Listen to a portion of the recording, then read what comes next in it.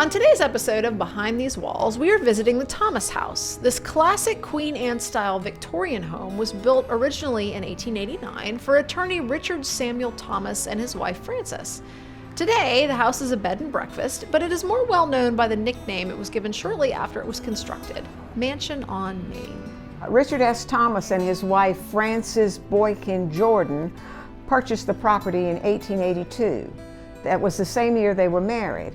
At that time, there was another structure on the property called the Purdy House. The Thomases lived in the Purdy House for 6 years until in 1888 they took a European tour and were so taken with the Victorian architecture of the houses in Europe that they returned home and demolished the Purdy House and began construction on the Thomas House. They moved into the mansion in 1889. At that time, it was the largest house on the block.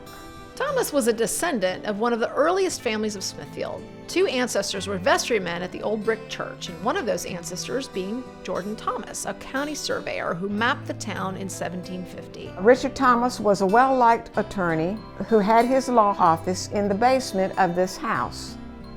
He was a historian of the Southern Virginia Diocese for 1632 at St. Luke's National Shrine, which is 4 miles south of Smithfield. He wrote the book entitled Old Brick Church and other articles about St. Luke's legacy. At his death, he was honored with the title Virginian of Virginians. At their annual meeting, the Virginia Historical Society named Thomas as such, recognizing his work as scholar, researcher, preservationist, and writer. After Thomas's death, his nephew, Charlie Howell, owned it. He was the president of the Bank of Smithfield, which sits just across the street. It is the present-day site of the Isle of Wight County Museum. The Thomas House remained a private residence until 1995 when Selah Clark purchased it. This is an exterior view of the Clark residence, 27 Main. My daughter Selah acquired it in 1995 and began the restoration. It's an overview of the front or south wall of the home. It's a view of the east chimney. Note the irregularity in the brick. Selah died in 1998 after 3 long years of working to make the house what it is today. We're standing on the original heart pine floors. The plaster walls retain their horsehair construction. The thick plaster crown moldings and the medallions are some of the most elaborate in Smithfield. During the holidays, Mansion on Main is decorated to its full Victorian glory, although throughout the year the house is a showcase of architectural and decorative flourishes. The interior retains original marble finished fireplaces.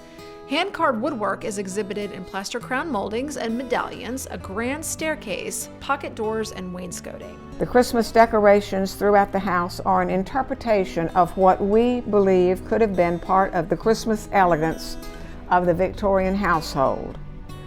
There is Staffordshire transfer ware on the mantel and on the walls in the dining room. No Victorian beauty is complete without a discussion of its stained glass windows.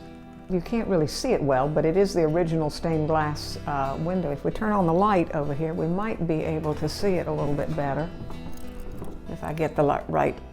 Interesting about the stained glass is that they also painted on it.